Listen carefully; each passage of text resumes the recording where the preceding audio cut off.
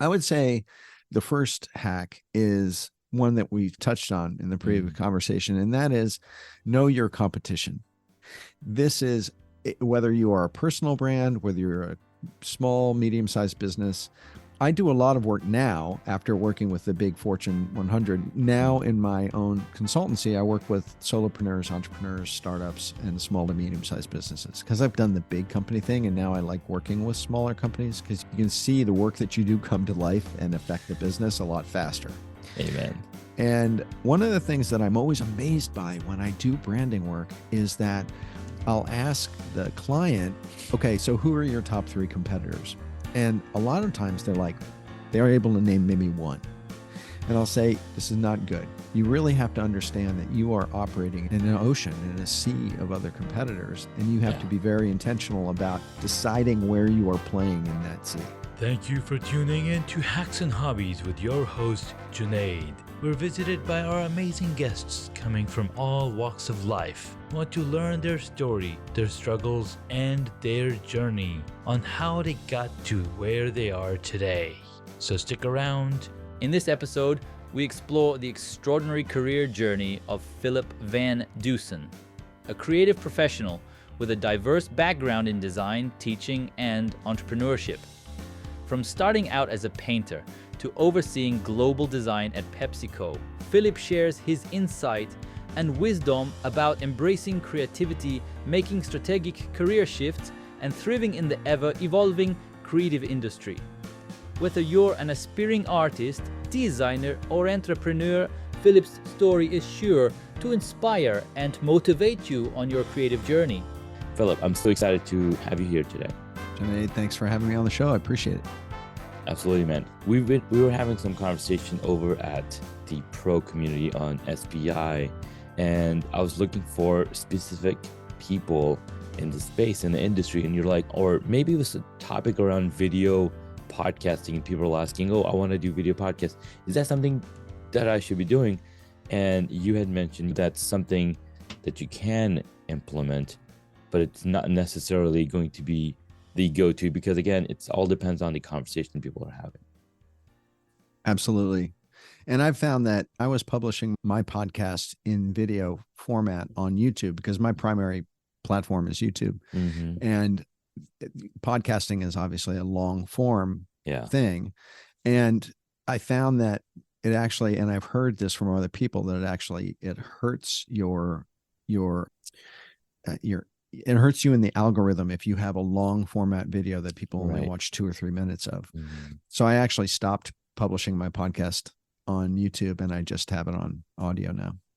No, so that was probably a few years ago, a few months ago. Like how long ago was that? That I stopped publishing the video? It was probably 9 months ago. Okay. Because you probably heard this already, right? Google's deciding to shut down Google Podcasts and driving all their traffic over to YouTube Music. And I just heard recently that YouTube now has a RSS import feature, so you can bring your RSS feed directly into YouTube. And I was like, this is really interesting. Now, they're not focusing on the video aspect of the podcast. They're focusing on the music or the audio aspect, because they want to bring all the traffic that they were sending to Google Podcasts over to YouTube Music. So it's still going to be audio only, but now it's like part of your channel. I was like, this is really interesting, because I have a separate channel just for the podcast. I was like, this is interesting now that I can bring my podcast to my main channel. So you have 2 YouTube channels? Yes, I have my main channel where I talk about technology and whatnot. And then I have the channel specific to Hacks and Hobbies, where all the episodes on Hacks and Hobbies were on that channel. Got it. Well, I learned something new. So now I have to figure out how to import my RSS feed to YouTube. That'll be great, though. That would be really great. Yeah. So, Philip, let's go back to the beginning, or take a walk down memory lane. How'd you get started? I know you mentioned in the green room that you've been in the creative space for the past 30 years. Yeah. And like, what inspired you to say, hey, I want to go down this route as opposed to something else altogether? I come from a very creative family. So my brother and sister at the beginning of their careers were both SAG and equity actors. My dad is a journalist. And then I also was a musician from very early age, as well as my brother. So it came from a very creative family. I ended up going to boarding school, which was a family tradition thing to do, which was like coat and tie, Northeast Uniform, right? uniform thing. Nice. Yeah. And that was grooming everybody to go to Harvard and Yale and Princeton and become a banker. And that was definitely not my jam at that moment. I was a musician and an actor and an artist. And so I've always split my creative pursuits around those kind of three things. And then so when I went away after high school, I went to fine art school.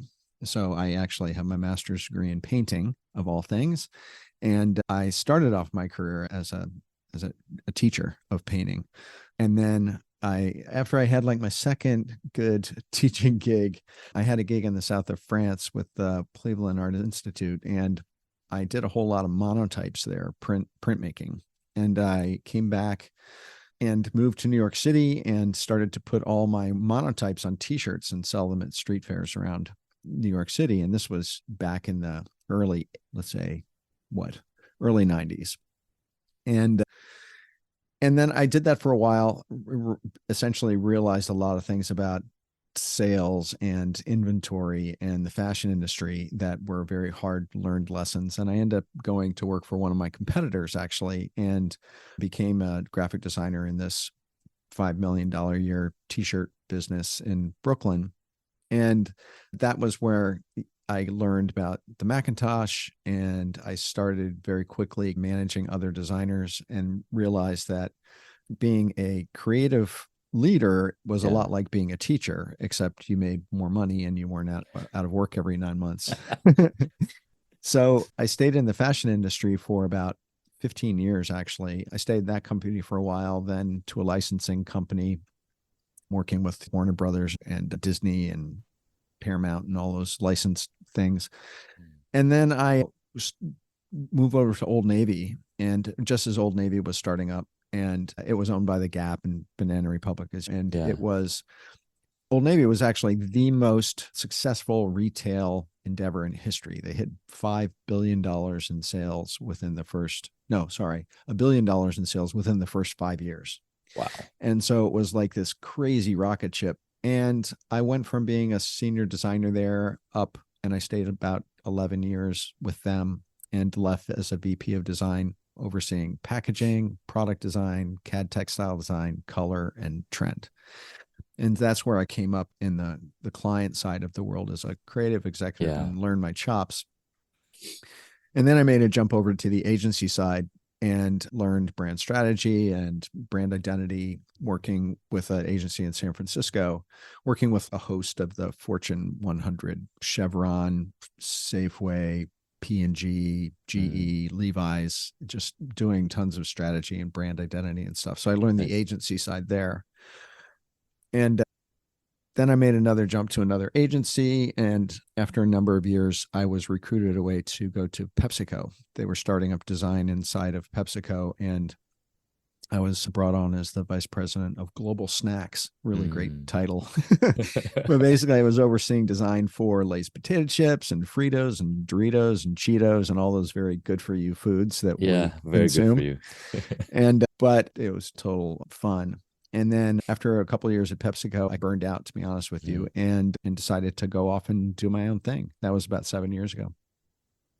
Dang, that's quite a journey for sure. It definitely shows that going after what you were passionate about took you to places that you probably had imagined, but when the fire hits the spark, or the spark hits the right spot, you really get to fly up with the stars. I love that analogy. I wish I could say, Junaid, that it was planned, but it wasn't. It's never planned. No. And there's this great quote that was said to me by Paul Pressler, who was at the time the CEO of the Gap. We were redesigning the Banana Republic identity, which is still actually the identity that it is today. Nice. And he said, Phil, a great career is more like a web than a ladder. It's full of Amen. side jogs, and it is not linear. And what you have to do is you have to make use of the things that get thrown in your way and make strategic decisions as you go along. And that's very much what happened to me. When I was a painting teacher, I never in a million years would have imagined that I was going to be overseeing 65 people at Old Navy in 10 years, but I was. And I would have never, and when I was at PepsiCo overseeing global snacks, I never would have imagined that I would have been a solo creative entrepreneur doing courses and mastermind communities and consulting with small and medium-sized businesses, or that I would have a YouTube channel or a podcast. I never imagined any of those things until I got there. Here's the type of person that I would say is living in the present. And I think what's happening with a lot of people is they're either stuck in the past, there's woe is me, this never happened to me, blah, blah, blah. Or they're comparing themselves to somebody who's achieved it and then they never came around to doing it themselves. But then I think living in the present, you're like, hey, what can I do now? And as a painter, you're not going to be like, oh, I wish I had these other colors. No, you just take the colors you have and you start painting. And then what becomes is the art being exuded from your own imagination and your expression. And I think that's what's attracting a lot of people around you over the years. Yeah, I agree with you. I think that as I've had opportunities in my life, I've made strategic choices as to what I've been doing that gave me a skill that I can bring to the table to the new thing. And then what could I learn in a new thing that would take me to the next place? And that's very much how I approached. I think the biggest watershed moment was when I went from working for the man for corporate and then going off on my own, because I had basically no concept of how to do it whatsoever. I'd never freelanced in my life. And I'd been operating at a very senior level for 2 decades. And I was walking into this world of email marketing and content marketing and newsletters. And it was just completely and utterly new to me. And so I had to really step back and say, okay, I have to approach this in a very Zen way, very beginner's mind. I have to unlearn, take all the tools that I have from my previous history and have them in my pocket. But I have to really look at this in a very new way and be teachable. And that was very hard. After a 20-year career, big business card, big titles, people reporting to you, huge salaries. And then to go, oh, I don't know anything about a YouTube channel. I don't know anything about email marketing. I don't know anything about a podcast. How do I learn this from scratch? And that's very humbling, super humbling. But the more you can humble yourself, the more you can move forward. And I think mid-career people, that's the toughest thing. You're carrying with you a lot of personal expectations of yourself. And then in order to relearn or start from scratch is a tough thing. But the more you can make peace with that in yourself, the faster you can move. That's so interesting, because I think somebody mentioned the dumber you are, the more successful you will become. Like, wait, how? Yeah, I have this quote I like to say, which is dare to be stupid. And it's not really stupid, but it's more dare to be teachable. You have to, and that's where let me tell you this very quick analogy. Really quick analogy is like when you want to learn tennis, right? You want to be a great tennis player. You can watch a bunch of tennis videos. You can read a bunch of tennis books. You can buy a great racket. You can buy really cool tennis clothes, right? You can go to a bunch of tennis matches and watch the pros. But until you get out there on the court and you start hitting a ball into the net and over the backstop and all this stuff, you're not going to learn tennis. And if you are starting anything new, especially something new like a podcast or a YouTube channel, where you are essentially learning in public and what keeps a lot of people from doing that is they feel like everyone's watching them and they're being judged. It's like you're learning tennis and you already have a crowd of 1,000 people around you. That's a painful experience. But the thing about it is that when people don't realize that when you start a podcast or a YouTube channel or an email newsletter or whatever, you don't have an audience. So no one's watching you. And you can get in there and learn it and fail and make a lot of stupid mistakes without kind of those eyes on you. And that's one of those things that is, I think people don't realize or keeps a lot of people from trying it. Yeah. I think one of the things they'll say, what would people say? People aren't watching, so they're not going to say anything. But then you're also right. If you spend a ton of time reading books and reading or watching videos and watching other people do, guess what's not happening? You're not doing, right? So I spent about 8 years thinking about beekeeping, right? It was in the back of my mind. I started stacking things, and it's one of my origin stories, right? But towards the last 6 months before I became a beekeeper or started to, I watched 6 months just videos of beekeeping. And the last one, the last video that I watched, the guy said, if you really want to be a beekeeper, you should go find a local beekeepers association. I was like, hey, how about that? How about that? And the rest is history, because you join the beekeepers group. They're like, hey, we have this class going on. You can become a beekeeper in 8 weeks. I'm like, let's do it. So that was my little journey of actually doing, as opposed to just watching, oh, this is so cool, this is so cool, and just contemplating and analyzing and reanalyzing. And that's, I think, a lot of people are stuck in that mode because they're so used to consuming content. They're so used to, like, for social media, they're just scrolling up and up. Oh, this cool video, and up and up and up. Oh, this cool video. But then when you actually create that kind of content, that's when you start the growth for yourself. Yeah, there's this great quote, and I can't remember who said it. It was something I read on Medium that said, the only way to cut through the noise is to become the signal. And I just thought that was brilliant. And it's so true. And they say that about business. It's like the best time to start a business was 5 years ago, but the second best time is right now. Right now. And the same thing is with podcasts. People say podcasting is all saturated. YouTube's so saturated, it's possible to cut through. It's not true. When I started YouTube 7 years ago, there were already people with millions of subscribers and followers who were in my space, in my category, but you can't let that deter you, because you are bringing something of your own experience, your own story, your own history, your own personality, and people may want to learn or experience you. One of the things I always try to tell myself as I look at my competition, and I have competition in the branding and design space. Sure. People who are much more successful financially and in terms of followers than I am. But the thing is that people like to learn or like to hang out with different people for different reasons. Yeah.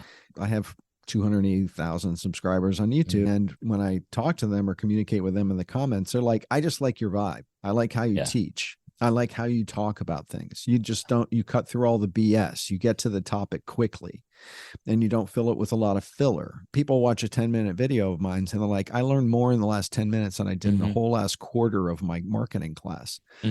And that's what lights me on fire. And I think that, and people just, and they might like this other person or this other woman or their vibe better, how they describe things better.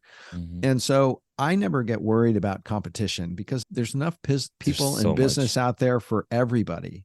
You just have to find the tribe that you resonate with, essentially. And it's good to have competition because that means there's a need for that thing. If you came up with the randomest thing and there's no competition, guess what's not happening? You're not selling any of it because nobody has a need for this random device, right? There's actually a museum of failure here in DC that I just watched an ad for. There's at least hundreds of different failed items there. Like the shake weight is one of them over in there. Like, you remember the shake weight? Yes. Where you basically hold the weight and then it's shaking itself. Yes. And you're getting a workout. That's one of the failed inventions that's in this museum. It just goes to show you want to be in the space where there's competition, because that means there is a need for that thing. There's so many different coffee shops side by side, but people go to the one that they're associated with, they built a connection with. Absolutely. And I think that's what's noting to again show people that, hey, if there's competition, that means that you're in a good industry and that you can actually make it really big. And then you have to figure out what is your differentiation. Yes. That's, and in branding and marketing, differentiation is everything. It is. How are you better, different? How do you deliver it in a fairly unique way, or what's your twist on it? That was one of the things I learned in the fashion industry, was that we're selling clothes, pants, shirts, dresses, hats, and there are 10 absolute zillion ways that you can make a pair of pants or a shirt. Yeah. And there are how many successful fashion companies in the world, right? Dozens, hundreds, and they all do shirts, but they do it in their own unique way, or they've developed a brand personality that people want to emulate. They want to adopt that lifestyle. It's like the Apple thing. You're either an Apple person or you're a PC person, or you're an iPhone person or you're an Android person. Yeah. There's this level of identification that people develop with brands. So you have to figure out, like, what is that personality of what you're bringing to the table, whether it's a business or whether you're an entrepreneur, a solopreneur. Absolutely love that, man. This has been so fun and revealing conversation, because a brand it's simply who you are as a person, and then that your own things that make you unique are the ones that are then represented in the brand that you create. If you are a solopreneur, or your brand is basically built around you, it's not so difficult, because you're a human being. You have a personality, you have a look, sound, the way you talk, you have a brand voice, so to speak. If you're building a brand or a brand personality around a company where you have dozens or hundreds of people in that company, it's a little bit more of a, I want to say intentional, not just manufactured in a way, right, exactly. But an intentional kind of creation that you have to put a lot of thought and strategy into, and a lot of research into how you're going to build that, because you can't leave it up to chance, essentially. And that's the biggest mistake that I see with people and companies, is that they leave the development of their brand and their voice and their identity and their design up to chance, and it evolves into something that they didn't intend because they weren't intentional about it. No, you're absolutely right, and it makes a lot of sense, because that entire company has a culture, has a identity, and how closely the people in it resonate with that, because the closer they resonate with that identity, the more successful that brand is going to be. Absolutely. That in the auto industry a lot. People identify with certain makes of cars. Because your car is such an extension of your personality. And like I said, in fashion, sometimes I even think so in food, to an extent, like the food that you choose to consume, or the restaurants you choose to go to, or even vacation, where you choose to vacation. Are you a mountain person or are you a beach person? Right. Yeah. That's and so true. All of those things go into your own personal brand ecosystem. It's like all of those things combined. I love that so much. Are you a mountain person or are you a beach person? I think we've visited, I guess it depends on where you live. If you live in California and you have access to both beaches and mountains. Right? Yeah. But if you're in Colorado, you're stuck to just going to the mountains. Or you're flying to the beach, right? Or you're flying to the beach. Plane. True that. Philip, let's take a quick break, and when we get back, I will share 3 hacks to take away that entrepreneurs, solopreneurs can implement in the branding perspective and start thinking in the right direction that is going to help them stand out from the crowd. Are you ready to amplify your business? SPI Pro is your gateway to elevate your entrepreneurial journey, offering cutting-edge education, immersive training, and interactive collaborations. Whether you're just starting out or you're a seasoned pro, SPI Pro is the community for you, providing you access to professional networking and advice to accelerate your growth. To join, head on over to hacksandhobbies.com/SPI Pro. Join SPI Pro and transform your unique journey into a success story. Again, head on over to hacksandhobbies.com/SPI Pro. Hey guys, welcome back to the podcast. We've been talking with Philip Van Dusen, and we're just having a conversation as if we haven't even started a podcast episode. But the power of conversation is that when you find somebody or when you talk to somebody who's comes from a similar background than yourself, it's almost like we've known each other for forever, right?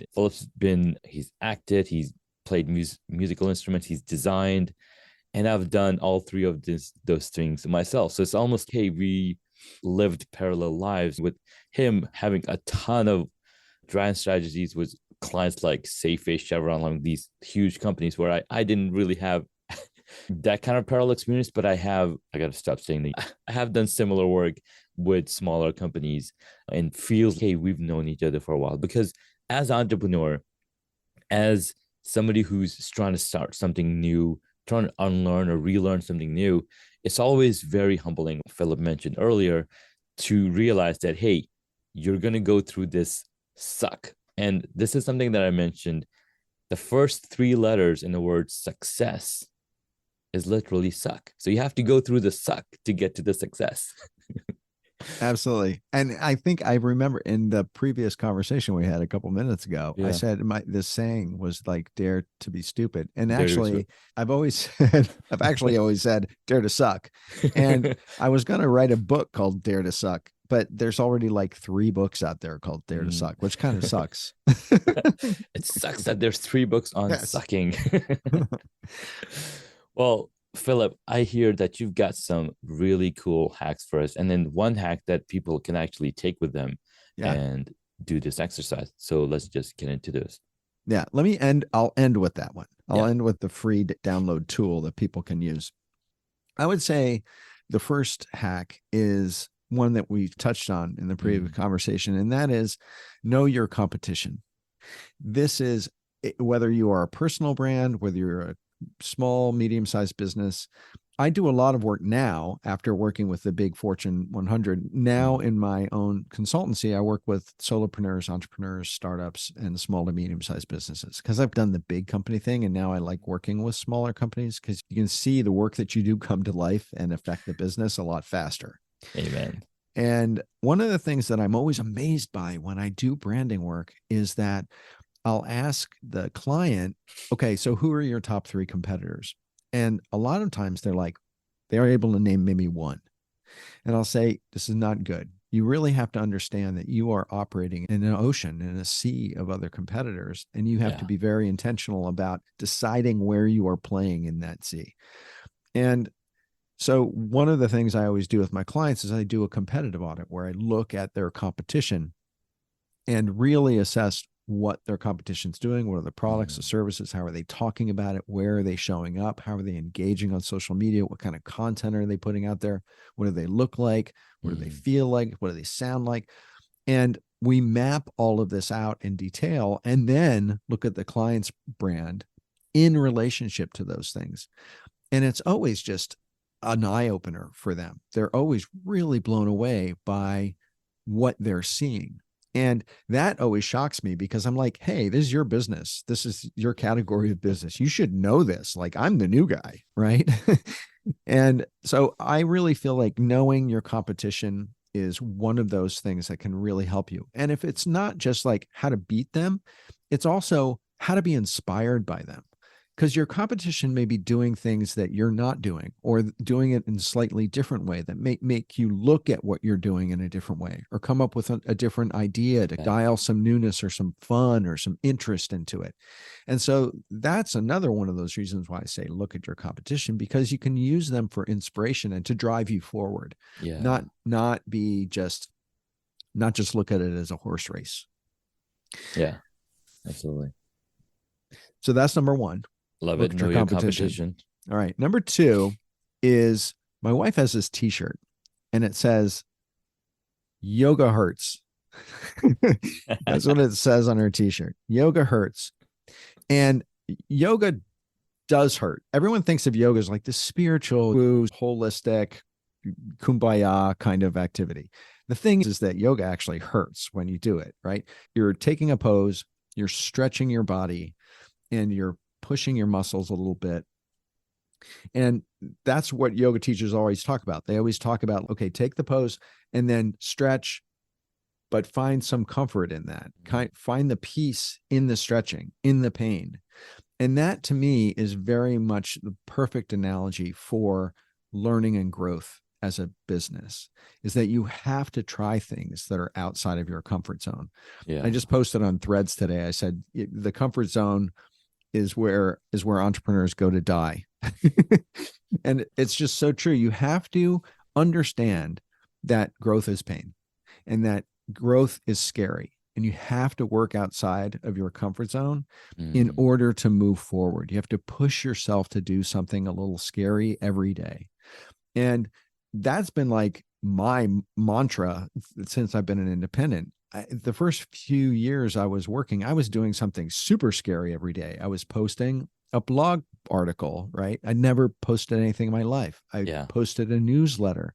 I started my YouTube channel and started recording videos and putting them up on the internet where I thought that everyone I knew was going to see them and judge me. And that's super scary, especially when you have a certain idea of your identity and your level of accomplishment to go out and do something super public and very new to you, right? So growth is pain, do something scary. That's number 3. Yeah. That's number 2. And number 3 is personal branding is one of my passions. And I believe that even people who are employed with agencies or companies need to develop a personal brand for themselves or consider it, because actually companies are preferring employees who have personal brands. So if you ever find yourself out of a job by no fault of your own, or you're switching jobs, if you've developed some sort of a personal brand presence, either through content or visibility on social media, and establish a level of visible expertise for yourself out there, you are going to be a more attractive possible employee than someone who hasn't. So I developed this tool called the personal brand wheel. Personal branding is complex, right? Because you have to decide on what your value is, your purpose, your mission. You have to decide on how and where you're going to show up, what you're going to look like, what's the value you're bringing to the table. It can be very complex. There's a lot of moving parts, right? Yeah. Yeah. And so I developed this tool called the personal brand wheel, which is based on a coaching methodology tool called the life wheel. It's essentially a wheel that has 12 different pie pieces in it. And you have to rate yourself from a scale of 1 to 5 on each of these pieces of the pie. And so what that does is it creates a visual for you that lets you know where you have, how strong and effective your personal brand ecosystem is right now. And then also maybe some places where you haven't even considered what you're doing. Yeah. And this tool is broken down into kind of 12 pieces. And just very quickly, there's 4 quadrants. One is foundation. The foundation quadrant is your story, your purpose, and the value that you're bringing to the table. The second quadrant is called omnipresence, and that's essentially where and how you're showing up. This is things like your brand design, so what you look like, your home base, your website, or any kind of social media platforms where you're showing up or what you're utilizing. Yeah. The third quadrant is called engagement. And engagement is how are you distributing your content? What is the community that you're building, or who is your audience and how are you engaging with them? And what is that conversation? So it's distribution, community, and engagement. And then the fourth quadrant is called transformation. And transformation is the one that people tend to forget about a lot, which is that you have to capture the transformations that you're creating in people. So you have to be intentional about tracking people's growth, what's happened for them, how your content or knowledge or ability or expertise has influenced their lives or their business, and then building a level of case studies or social proof around that. And the final piece of it is networking. And that is, how do you build a network that's beyond you? Who are your colleagues? Who do you interact with? Who do you get inspired by? And so this tool is called the Personal Brand Wheel, and you can get it by going to philipvandusen.com.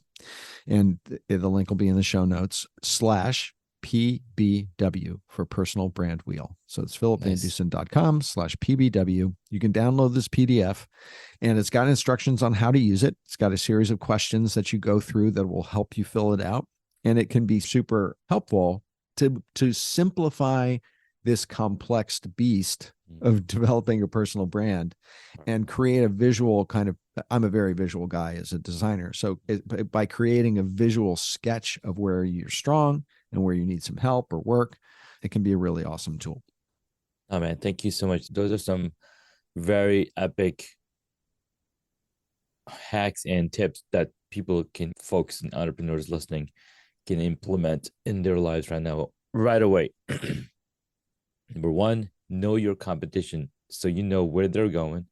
And then you can figure out, okay, if they're going that way, I can either zig or I can zag or I can follow through because that's what's working.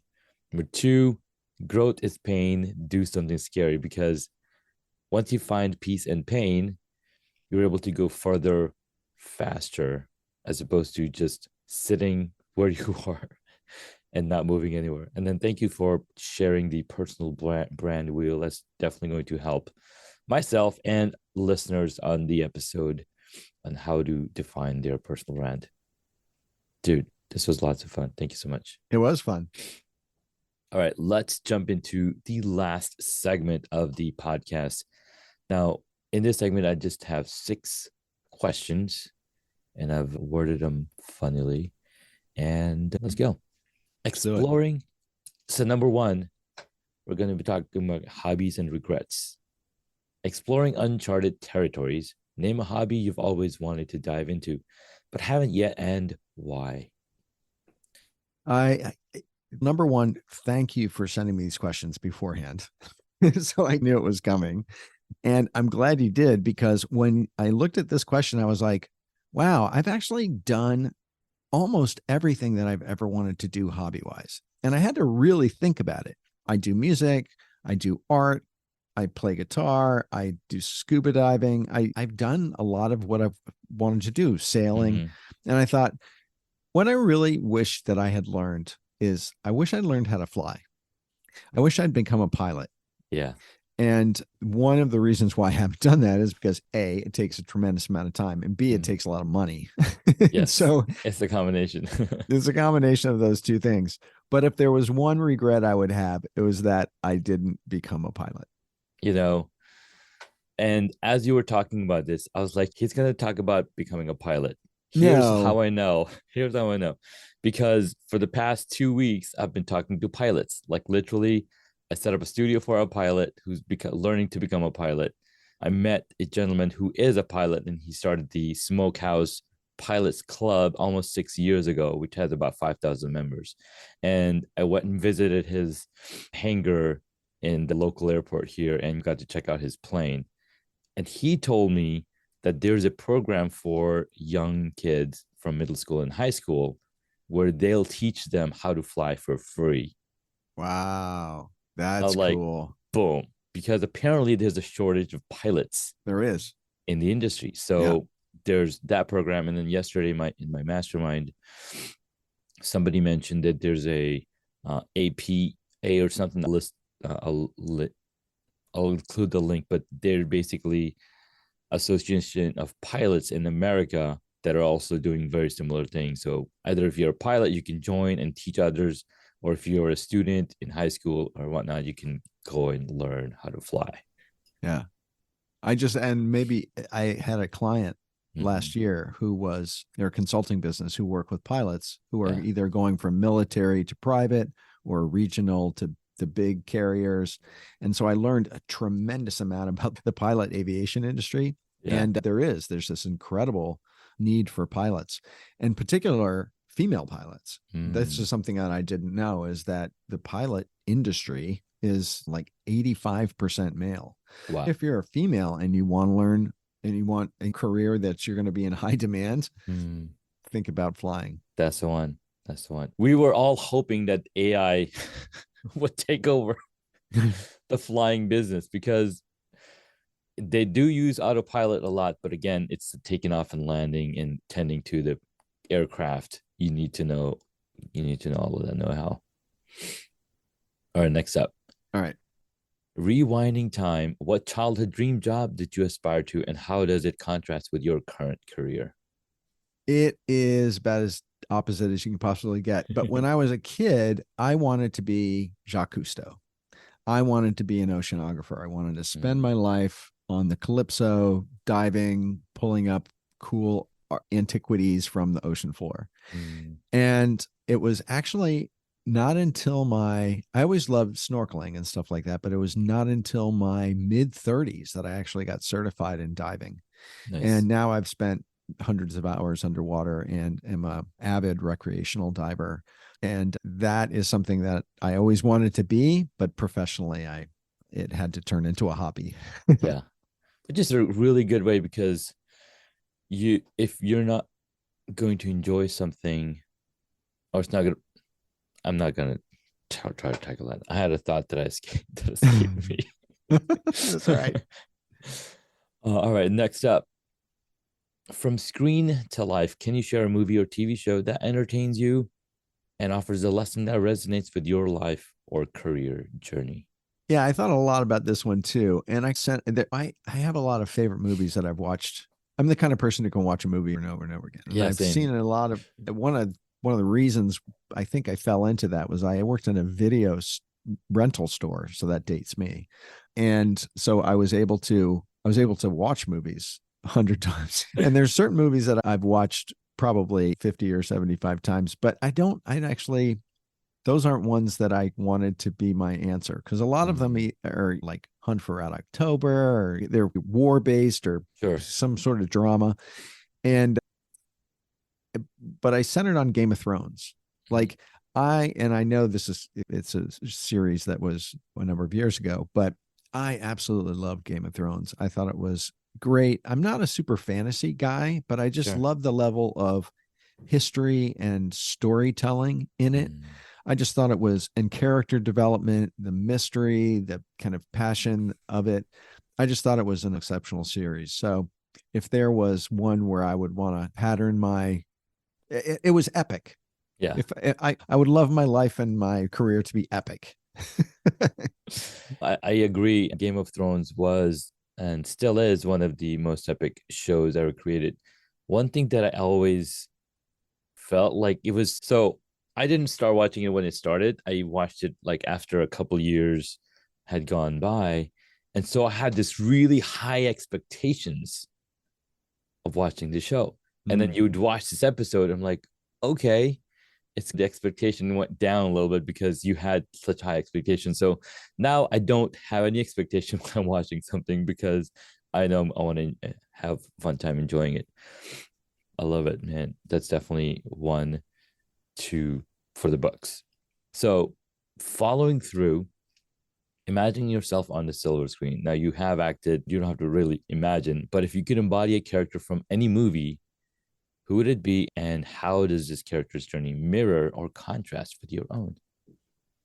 That was one of those secret questions, because That's you didn't tell me one, about that question. Yeah. Boy. A character in a film. So I just have to say that I have this series of 10 questions that I ask people in my podcast at the very end too. Sure. And there's this one question that I ask people that there's always this massive long silence afterwards because it stumps everybody. Yes. And it is, what is the greatest song of all time? Or your greatest song of all time? Yeah. And that it blows everybody's mind. And so I actually started telling people that I was going to ask that one question of the 10, so people could prepare themselves. And this is one of those questions that I think keeping secret is tough, because I have no idea. Who I want to pick.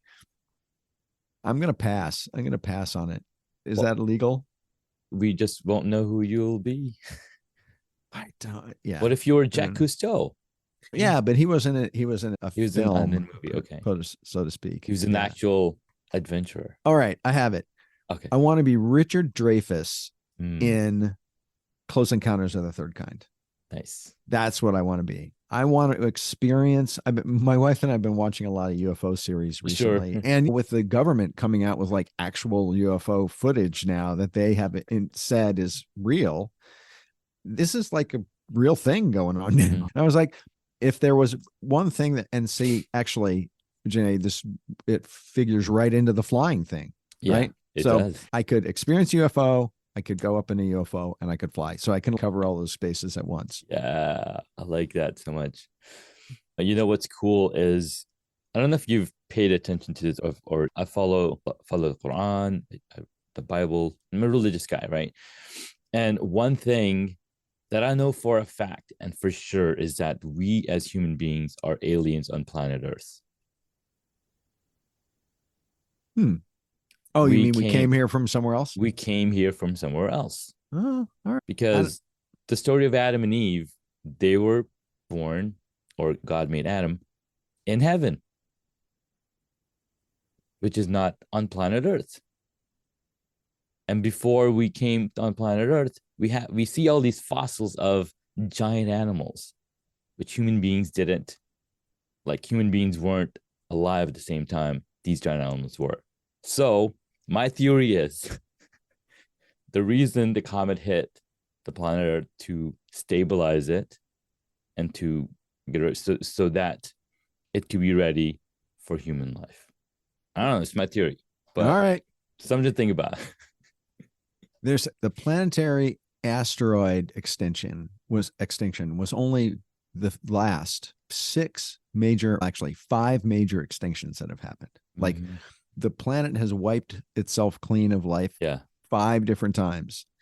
I just watched this series with Morgan Freeman narrating it called Life on Our Planet, which is a history of life on the planet from like when we were this burning asteroid to all through all of these extinctions.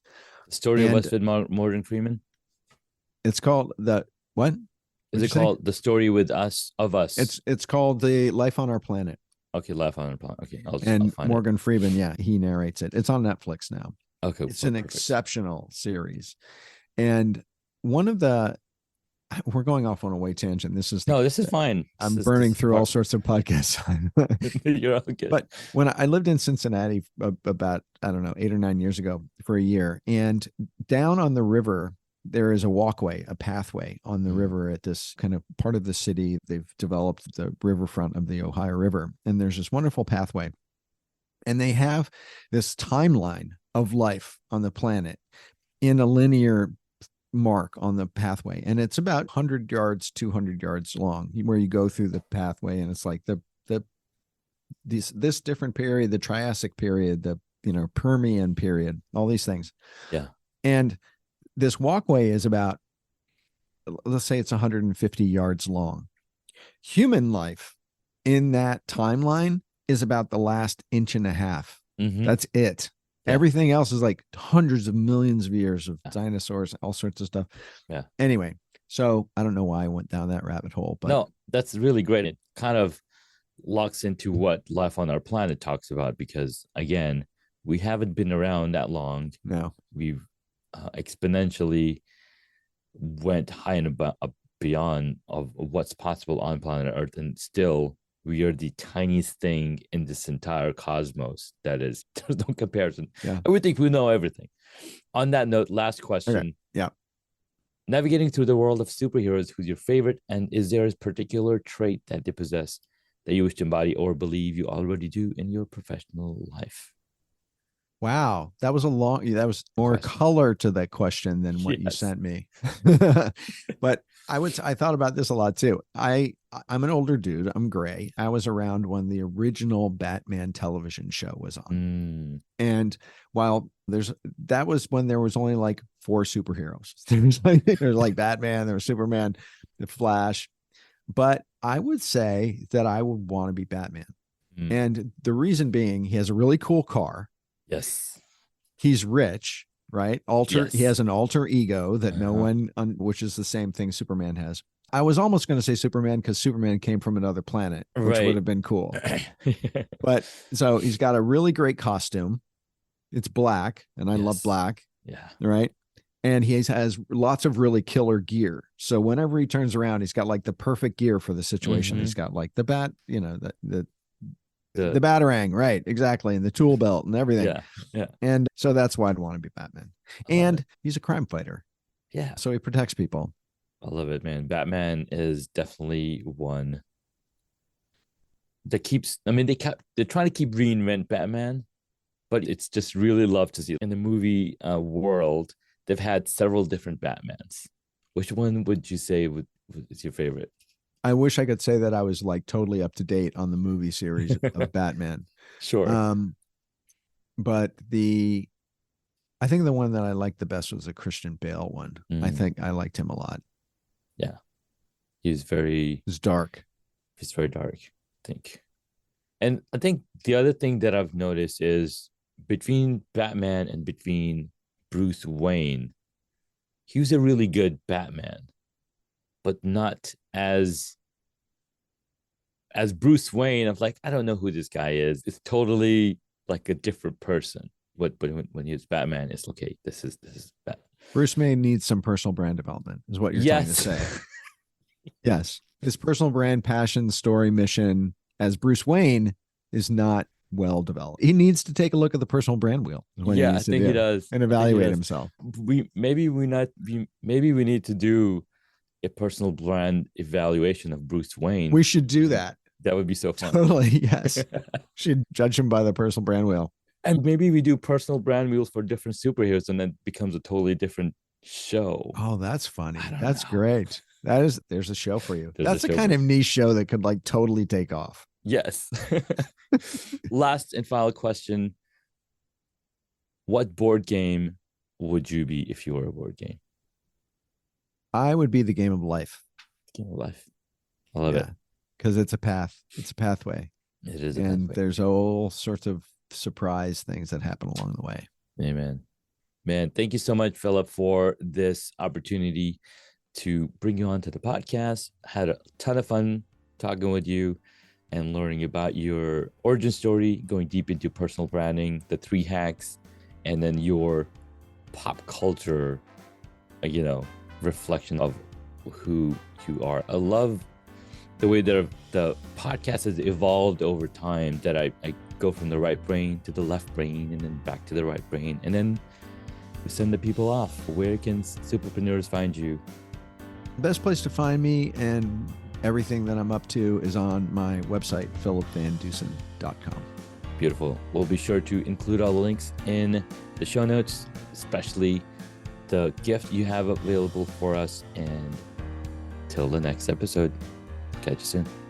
Thank you so much for taking the time to listen to this episode on Hacks and Hobbies. We absolutely appreciate your contribution. You can find additional notes on hacksandhobbies.com. Please share the podcast with your friends and tell them what you learned about our guest today.